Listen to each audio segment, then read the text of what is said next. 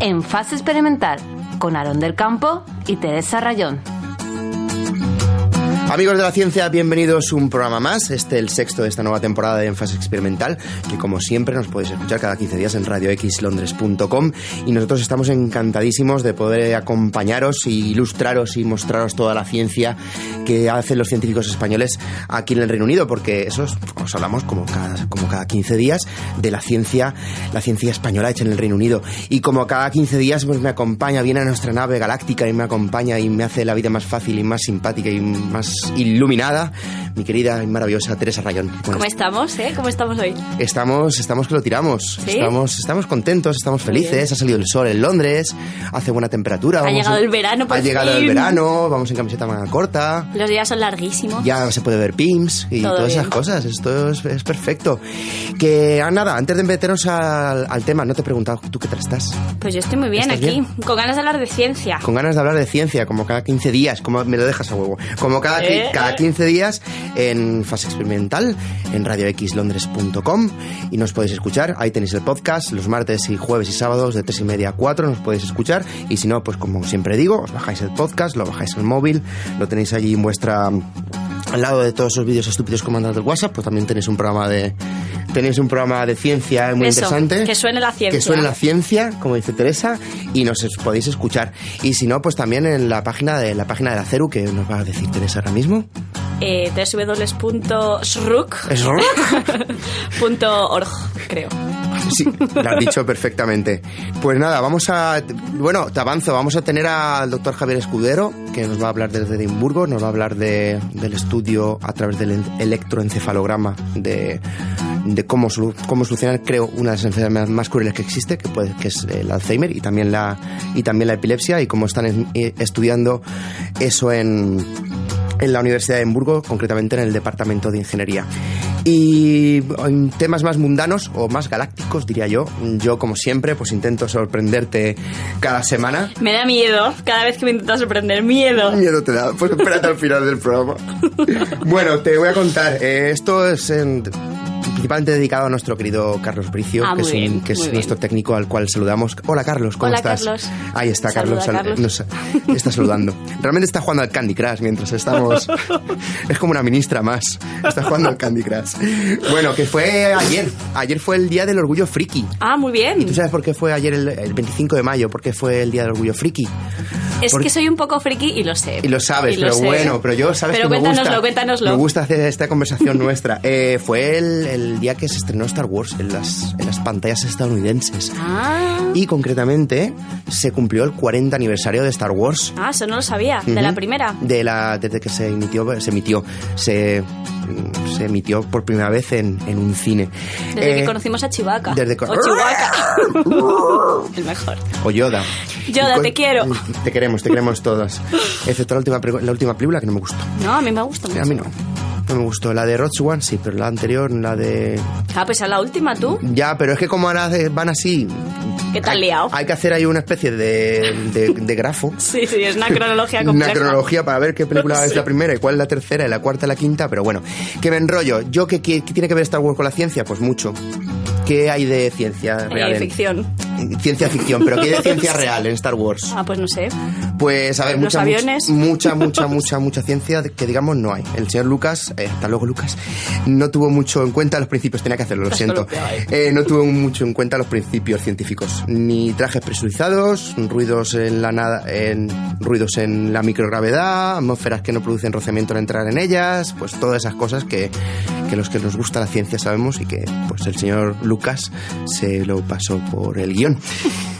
Y nada, pues vamos a analizar un poquito, una pincelada, porque la verdad es que hay muchas cosas, pero vamos a analizar dos o tres cosas. A mí una de las cosas más curiosas pues son los sables láser. ¿Los sables láser? Los sables láser. ¿Son posibles los sables láser? Sí, no, a veces. Bueno, voy a decir que claramente como juguete existen.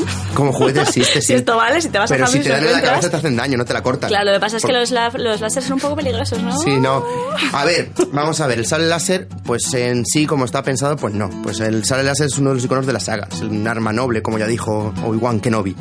Es una hoja de energía que puede cortar, fundir y quemar cualquier material. Podríamos decir que el láser podría llegar a hacer esas cosas parecidas. Pero claro, hay algo que nunca podría conseguir, que dos sables se entrechoquen durante el duelo con ese chasquido tan característico. porque la luz pues no interactúa entre sí. Tú coges una linterna. A esa escala, por lo menos. A esa escala, tú coges una linterna y coges otra linterna y empiezas a hacer así, vale, pues queda muy bonito. Te grabas ahí y queda muy bonito, queda pero bonito, no. Sí. Pero no. Puedo decir una cosa muy friki y muy científica, que es que sí que se puede utilizar el láser a resolución muy, muy pequeña para mover células. Existen estudios donde utilizando dos láseres que se cruzan, utilizan como justo en el momento en el que se cruzan esa energía para mover cosas. Pero claro, estamos hablando de otras escalas. La verdad es que sí. Y otra cosa, bueno, yo me voy a ir a la Estrella de la Muerte.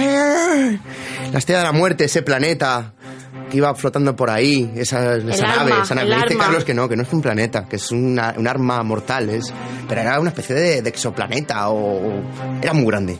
Era muy grande. Es sí. El único que están de acuerdo. Os lo puedo asegurar aquí al amigo Carlos. Bueno, la gran estación espacial del Imperio, del tamaño de una luna, es una colosal obra de ingeniería que no viola ninguna ley científica fundamental, excepto quizá una de las más importantes, la del presupuesto. En 2009, un primer cálculo estimó que construir la versión más básica costaría exactamente 15,6 cuatrillones de dólares, 1,4 billones de veces la deuda de Estados Unidos. Pero esto nos desanimó a 34.435 frikis, usuarios de Internet, que en 2012 y 2013 firmaron una petición a la Casa Blanca para asegurar los recursos y la financiación y comenzar a construir una Estrella de la Muerte en 2016. O sea, que eso era la March for Science. Correcto. Teniendo en cuenta que Donald Trump ha llegado a la presidencia, no me extrañaría nada que en breve viéramos la Estrella de la Muerte en el cielo. Pero bueno, el número de firmantes obligó a la Casa Blanca a responder. La respuesta oficial estimaba el coste en 850.000 billones de dólares, un precio muy inferior al cálculo previo, pero añadía que el gobierno de Estados Unidos pues no respaldaba hacer volar planetas. Esa fue la contestación oficial de la Casa Blanca. Seguramente estaría Obama por aquel entonces. Otro estudio más reciente eleva el coste en unos 193 trillones de dólares para la primera versión, la que Lucas Skywalker destruía con láser en un agujero y decía, ¡hala! A tomar por saco, ya está, esto ya. Y luego hay una segunda, para el retorno del Jedi, decía que serían de unos 419 trillones de porque esa era más grande, ¿no? Porque eso se trataba de cada vez más grande. Y esta ya, venga, voy a acabar ya y me guardo por otro día porque Carlos está así, me encanta esto. La de destruir el planeta entero. Alderaan era, ¿no? Sí, Alderaan era el planeta que destruían. Supongamos que alguien se saca el bolsillo, que el Donald Trump tiene dinero para hacer el muro y para hacer la Estrella de la Muerte y pone encima de la mesa los cientos de miles de trillones de dólares del mundo mundial. Un chingo, mucho. Tú empiezas a poner ceros y ya está. Y según la estimación... Bueno, pues ahora toca probar si el fabricante ha respetado las especificaciones, es decir, si realmente un arma definitiva es capaz de hacer volar un planeta entero. Realmente, científicamente, no habría ningún problema, siempre que se haya preocupado de dotar el reactor de la capacidad de suministrar en un par de segundos el equivalente a toda la energía que nuestro Sol se produce en algo más de una semana. Según ¿Cómo? O sea, que necesitas... O sea, realmente necesitaríamos... el sol de una semana. El sol de toda la energía concentrada en 2 segundos del sol de una semana. En 2 segundos. En 2 segundos. Ojo. O sea, oye, eso es tostarte. Eso ya está, le das... Hay microondas que acaban más rápido. Sí. Y según el astrofísico Ethan Siegel, defiende que bastaría disparar hacia el planeta 1,4 billones de toneladas de antimateria. Parece una cantidad enorme, pero en realidad corresponde a una esfera de solo 3 o 4 kilómetros de diámetro, que sigue siendo bastante enorme. Un tamaño muy manejable para los más de 100 kilómetros de diámetro que tendría la Estrella de la Muerte. Bueno, bien. Pues hasta aquí la ciencia de mi ciencia. La ciencia de... La ciencia de Star Wars. Luego te puedo contar más cosas de viajar en el hiperespacio, mover objetos con la mente y cosas de esas, pero me lo voy a guardar para otro día si no tengo que trabajar. Nos parece muy bien, nos gusta mucho. ¿Sí? Vale. Sí, me alegro de que me guste. Ahora, ¿quieres que te cuente cuéntame yo algo serio, por favor. Pues dale un poco de calidad al programa. A ver esta calidad, hoy cómo funciona. Que lo que te... Bueno, el tema hoy va un poco de comportamientos contagiosos. Entonces la pregunta que te voy a hacer es... ¿A ti alguna vez tu madre te ha dicho que si un amigo tuyo se tira por la ventana, si tú te vas a tirar? Decímelo, me lo ha dicho, sí, mucho. ¿Y cuál es la contestación, no? Esa es la pregunta, yo creo. ¿Qué contestarías? ¿Qué pasaría? ¡Jo, mamá! Sería la contestación. No, pues... o sea, por un lado, yo creo que todos tendemos a pensar que somos muy independientes y que esto no es así. Y lo que os tenemos es una noticia que demuestra que a lo mejor esto no es tan verdad. Se titula El ejercicio es socialmente contagioso. Una investigación con 1 millón de corredores revela la importancia de las redes sociales en la propagación del comportamiento saludable. investigadores del MIT en Boston han publicado un artículo en Nature Communications donde estudian cómo se contagian los comportamientos a través de las redes sociales. Para ello, Sina Naral y Christos Nicolaides usaron los datos en una red social sobre el ejercicio diario de más, como decía, de 1 millón de personas durante 5 años. Las interacciones en las redes sociales permiten el estudio de su influencia en el comportamiento y han permitido que disciplinas tan diversas como la economía, la sociología o la medicina se interesen por entender si nuestros hábitos o nuestra salud son contagiosos. El problema de este tipo de estudios, de cómo influyen los hábitos, es que es muy difícil realmente diferenciar entre correlación y causalidad. Es decir, si 2 amigos de Facebook corren a diario, ¿uno se ha contagiado del otro o es que simplemente tienen este hábito en común? Además, ¿cómo podemos descartar el resto de factores? Por ejemplo, pues se decide si sale a correr o no en función del tiempo. Bueno, pues lo interesante es que para descartar este tipo de problemas, los autores usaron la información de los wearables, de los corredores, que son estos devices que ahora, bueno, estos devices, que son estos aparatitos, estos dispositivos. Perdón por eso. Viva la lengua son de estos Cervantes. dispositivos que ahora realmente todo el mundo usa. Entonces, estos dispositivos conectados a Internet permitían a los investigadores acceder a un conjunto de parámetros independientemente de lo que ellos transmitían. Entonces, realmente no había ningún tipo de sesgo. Esta información, en combinación con los vínculos de los corredores en las redes sociales, permite identificar que identificar que el ejercicio es contagioso. Y lo curioso de este estudio es que los autores describen que los corredores menos activos influyen sobre los más activos. Y además que los hábitos de los hombres son influidos por hombres y mujeres, pero en cambio las mujeres solo contagian a mujeres. ¿Cómo te quedas? ¿Seguro? Eso está equivocado. Bueno, esto es lo que ellos demuestran. Eso está equivocado. Entonces, nada, pues eso, si lo pensamos, si existen contagios de conducta, es realmente interesante saber cómo, cuándo y en qué medida se manifiestan. Y sobre todo, pues bueno, también uno puede pensar que a lo mejor deberíamos pensar en estrategias de intervención más eficaces.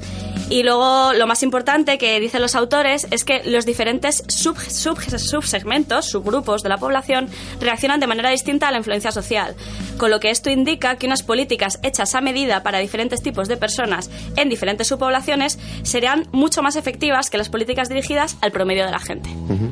Interesantísimo. ¿Te ha gustado? Me ha encantado. Bien, me alegro. Me lo imaginaba, sinceramente, si somos la masa de lo que tiene. Lo que a mí me parece alucinante es la diferencia entre géneros. O sea, el poder de las mujeres. Yo siempre lo he pensado, pero que solamente influencian a las mujeres, no sé yo eso, Eso no me han cogido a mí de objeto de estudio. Teresa, muchas gracias. Pues nada, un placer. Te voy a dejar un ratito porque nos vamos a pasar a la entrevista con el doctor Javier Escudero, que nos está esperando ya en Edimburgo, y volvemos contigo en unos minutos. Perfecto. En Fase Experimental, tu espacio de ciencia en radioxlondres.com y en la web de la Comunidad de Científicos Españoles en el Reino Unido. Continuáis escuchando en Fase Experimental, el programa de ciencia de radioxlondres.com. Y nada, seguimos aquí en nuestros estudios de Abbey Road Institute, y hoy vamos a tener con nosotros en antena al doctor Javier Escudero. Como os avanzamos al principio del programa, vamos a hablar un poco cómo desde el instituto desde el departamento de la Escuela de Ingeniería de la Universidad de Edimburgo está trabajando el doctor Javier Escudero, que lo tenemos ya al otro lado del micrófono. Buenas tardes, Javier. Hola, buenas tardes, Aarón y Teresa, ¿qué tal? Muy buenas tardes. Yo voy a empezar a decir palabras técnicas y me voy a equivocar, seguramente. Entonces te voy a pedir un poquito que nos cuentes un poquito en qué consiste tu estudio. Vale, perfecto. Pues, a grosso modo, en lo que estamos interesados es en aplicar técnicas de análisis de datos computacionales y matemáticas a actividad cerebral. Y la motivación que tenemos es clínica. Uh-huh. Esto quiere decir que colaboramos con diversos expertos clínicos, neurólogos, psicológicos, porque queremos tratar de entender en qué medida enfermedades como la enfermedad de Alzheimer o la epilepsia cambian los patrones de actividad cerebral que podemos registrar mediante una técnica que, como dices, tiene una palabra, suena un poco raro, es una palabra muy larga que se llama electroencefalografía. Uh-huh.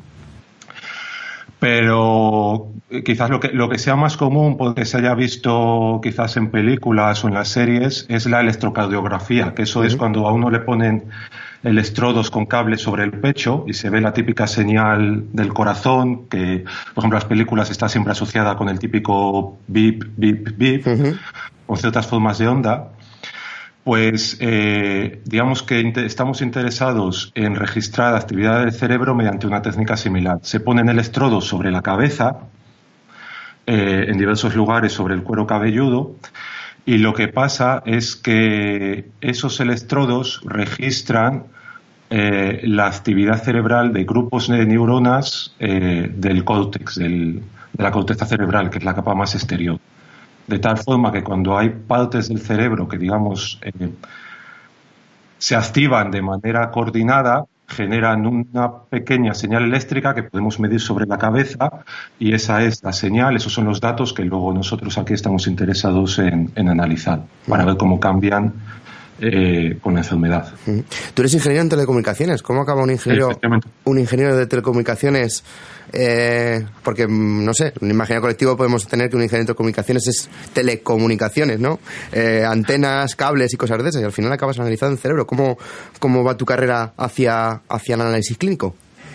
Pues porque me parecía un campo muy interesante. Cuando estaba buscando proyecto fin de carrera, estaba pensando en qué temas trabajar. Vi un par de ofertas en las cuales, de posibles ideas de proyectos fin de carrera, en las cuales se basaban en emplear técnicas de análisis de datos que se ven en la carrera de teleco, porque se aplican en otros campos, como puedan ser las comunicaciones o el procesado de imagen, procesado de vídeo, y la idea era aplicar algunas de esas técnicas a señales clínicas, al electroencefalograma en concreto. Entonces me pareció interesante cómo poder llevar parte de estas técnicas matemáticas a un problema más relacionado con las ciencias de la salud y con la investigación clínica, y algo que me llamó mucho la atención, el impacto que esto podía tener en la calidad de vida de las personas. Entonces empecé desde el proyecto fin de carrera, ahora ya hace 12 o 13 años, y desde entonces he venido trabajando en esto. Dicen que una de las partes más inexploradas o que menos conocemos del cuerpo humano es el cerebro. ¿Qué sabemos de cómo funciona el cerebro? Pues sabemos... ¿Hasta dónde sabemos? Sabemos, yo diría que bastante para entender su funcionamiento básico, pero hay algunos detalles que todavía se nos escapan. Yo lo estudio, digamos, desde el punto de vista de cómo esta actividad cerebral, que representa los niveles de actividad en diversas partes del cerebro, cambia en diversas enfermedades, pero por supuesto hay muchísimas disciplinas científicas muy distintas que están investigando diversos aspectos del cerebro. Lo que sí hemos visto en los últimos 10, 15 años, y es algo en lo que estamos trabajando aquí en Edimburgo, es en tratar de entender cómo se comporta el cerebro como una gran red de elementos que interactúan entre sí para llegar a conseguir realizar tareas que van más allá de lo que cada uno de esos elementos por separado podría realizar.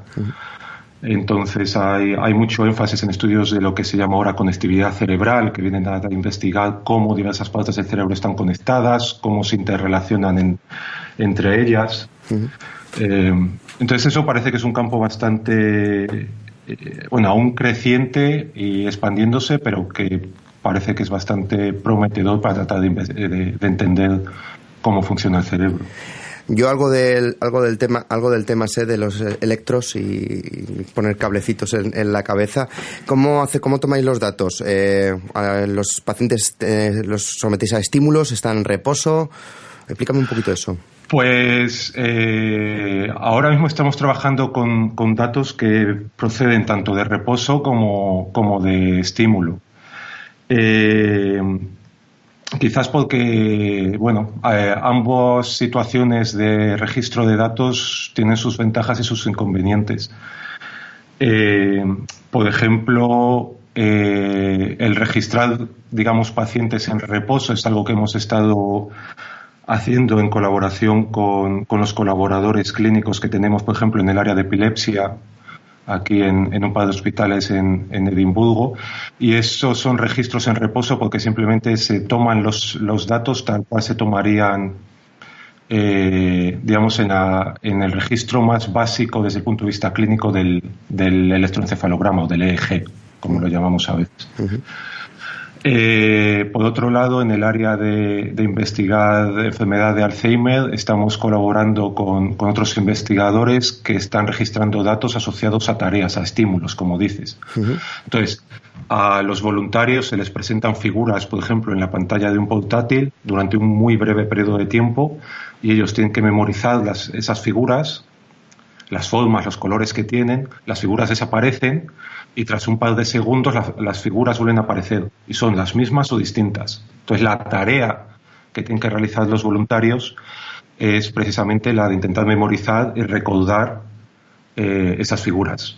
Y de hecho, en este caso trabajamos con una tarea de memoria porque tenemos cierta evidencia que es un poco más sensible a los efectos de la enfermedad de Alzheimer temprana en el cerebro. Imagino que a la hora de recopilar todos esos datos, a la hora de hacer todos esos mapas de señales neuronales, pues tendréis una ingente cantidad de datos. No sé cómo funciona. ¿Cada neurona es un dato? ¿Cómo transformáis en algo legible luego los datos? En el cerebro hay billones de neuronas.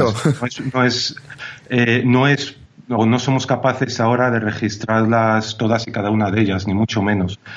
Lo que registra también porque no somos capaces de llegar a tener tantísima sensibilidad en los electrodos, y también porque eso requeriría, entre otras cosas, de métodos invasivos.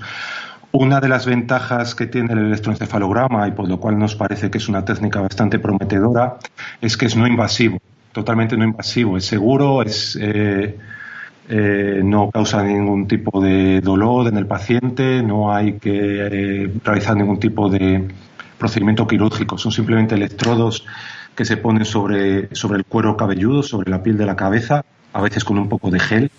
Uh-huh. Con lo cual lo único que implica es que el paciente o el sujeto, el voluntario, luego se tiene que lavar la cabeza, eso es todo. Uh-huh. La contrapartida es que como son electrodos que están sobre piel, que está sobre el hueso del cráneo, que está luego sobre el líquido cefalorraquídeo, etcétera, uh-huh, la sensibilidad que tenemos a registrar actividad procedente de un lugar concreto u otro es menor. Entonces simplemente podemos registrar actividades de, digamos, zonas de la corteza cerebral que son relativamente extensas. Entonces no podemos ir ni mucho menos al nivel de neuronas concretas, pero sí podemos ir a delimitar la actividad procedente de zonas de quizás un par de centímetros cuadrados, una cosa así. Entonces, en promedio, los registros tenemos señales que van desde 20 señales simultáneas en diversas partes de la cabeza hasta, en algunos casos, 100, 120 señales simultáneas, con bastante buena resolución temporal. Esto significa que tenemos bastantes muestras por segundo. Esa sí es una de las ventajas del encefalograma. Electroencefalograma, por eso la larga palabra. Te quería preguntar, me hablabas de investigación centrada en temas como el Alzheimer o la epilepsia. ¿Cómo está afectada? ¿A qué datos habéis llegado a recopilar? ¿Cómo está afectada la conectividad cerebral en pacientes con Alzheimer o epilepsia?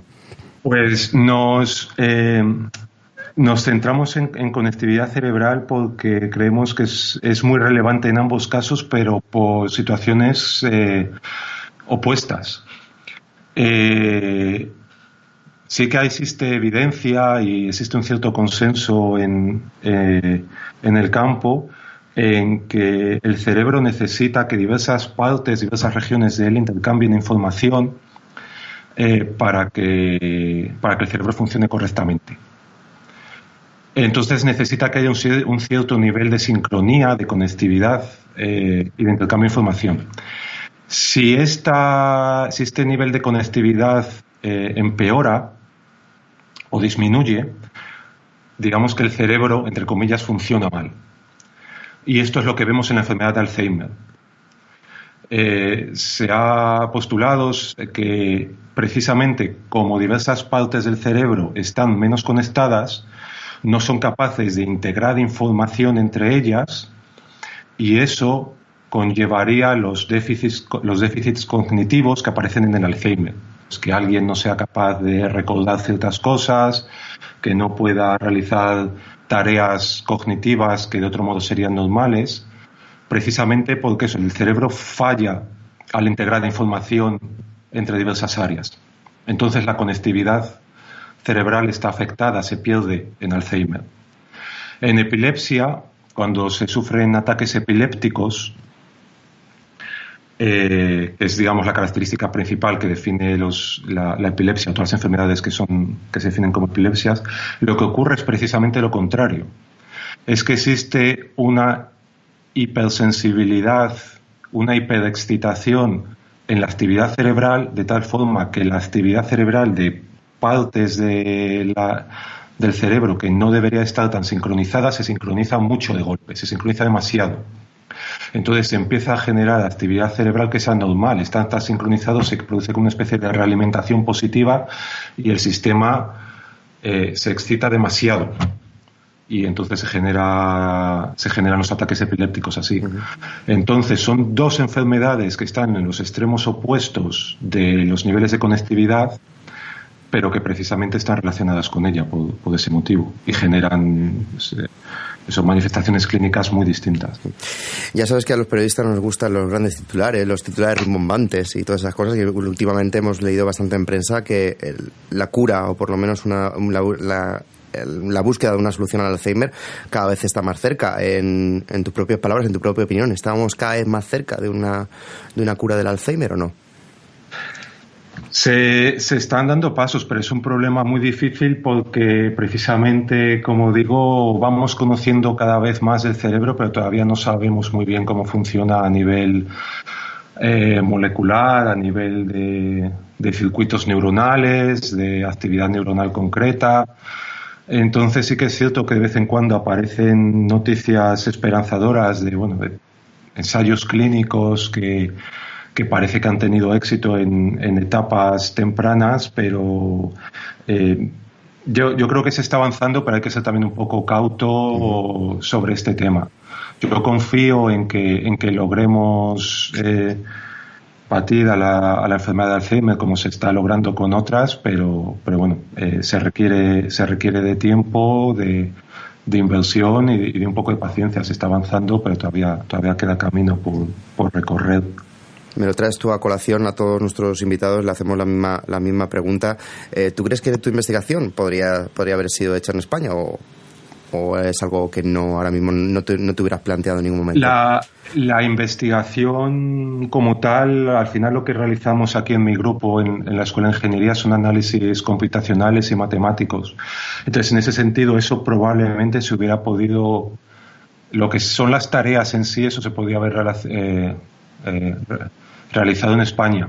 Lo que sí he notado una gran diferencia en Reino Unido con respecto a España, y creo que es donde existe el hecho diferenciador, es en la capacidad para atraer recursos y para aumentar el equipo de trabajo del grupo de investigación.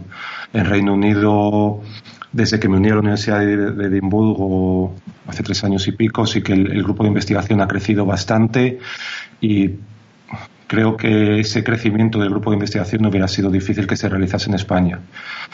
Porque al final lo que se necesita en mi caso concreto es gente que trabaje en el equipo y es tiempo. Y del mismo modo, por ejemplo, la carga docente que tengo aquí en la Universidad de Edimburgo es considerablemente menor a una carga docente típica que tendría en España. Entonces, el hecho de tener menos carga docente, más tiempo para investigación, más posibilidad para hacer crecer el equipo, sí que hace que se pueda avanzar mucho más deprisa. Pues, doctor Javier Escudero, ingeniero en telecomunicaciones, ahora mismo en la Escuela de Ingeniería de Edimburgo. Muchísimas gracias por estar con nosotros esta tarde aquí en Fase Experimental, y esperemos tener noticias pronto tuyas y poder acabar con la que yo creo que puede que sea la enfermedad más cruel que existe, que es el Alzheimer. Y muchísimas gracias por todo tu esfuerzo y por estar con nosotros esta tarde. Muchas gracias a vosotros por el interés, un placer. Gracias, buenas tardes. Gracias, buenas tardes. Estáis escuchando En Fase Experimental, ciencia en español desde el Reino Unido. Continuamos en Fase Experimental, este programa de radio, radioxlondres.com, y acabamos de escuchar al doctor Javier Escudero, que nos ha hablado desde el Departamento de Ingeniería de la Universidad de Edimburgo. Nos ha hablado de un tema tan interesante y tan importante para la sociedad como es la investigación y la posible cura de una de las enfermedades más malas que existe, que es el Alzheimer. Y yo ahora, Teresa, después de hablar de algo tan interesante y tan serio como es eso... Déjame decir una cosa antes. Venga, que una cosa muy chula de la parte de la investigación de Javier es, bueno, que ha venido de un ingeniero de telecomunicaciones y se ha movido a estudiar más temas relacionados con la biomedicina y la salud. Entonces, pues otra vez, remarcar que este tipo de perfiles de multidisciplina, interdisciplina, es donde lo que realmente mueve fronteras, mueve la ciencia. ¿Eso qué sería, el lado oscuro o la fuerza? La fuerza. La fuerza, venga, vale.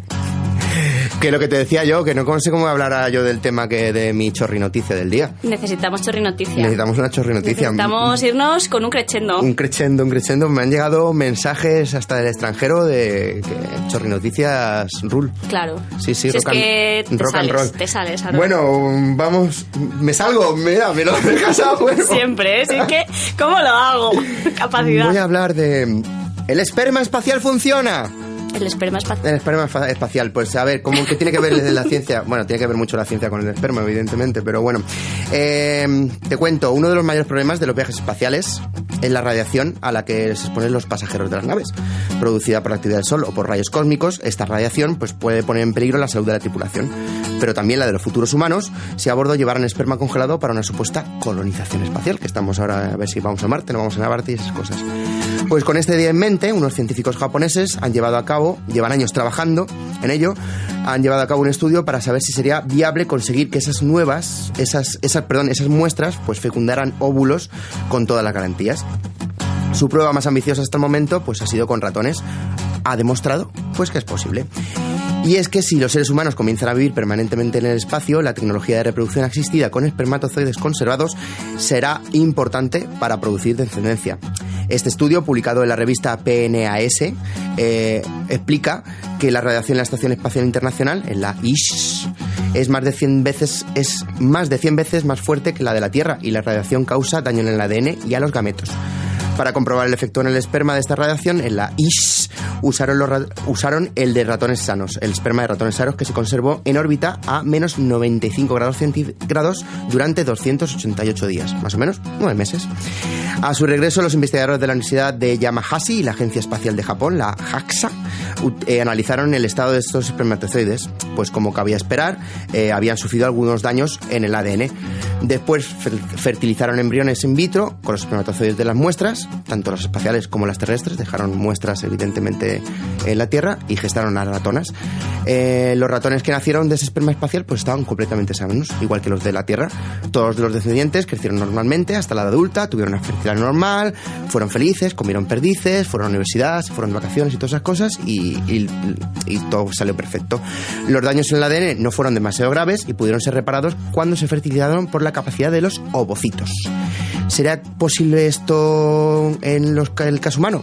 Pues no se sabe todavía. El equipo pues está investigando en ello. Ya hubo un estudio en 2009 en el cual investigaron en la Estación Espacial Internacional cómo afectaba el esperma a los astronautas que había allí. Decían que será complicada la reproducción por el tema de la ingravidez.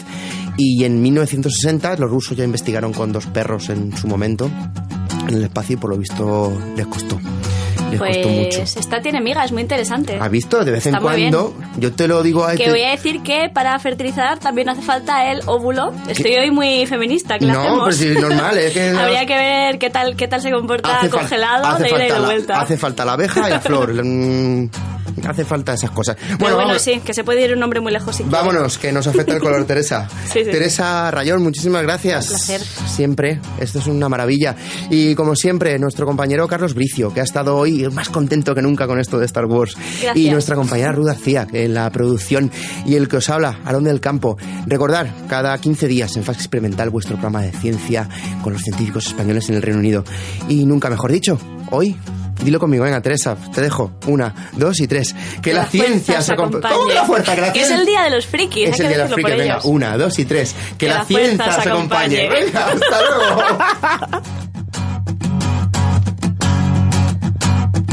En Fase Experimental, todos los martes, jueves y sábados de 3:30 a 4 de la tarde.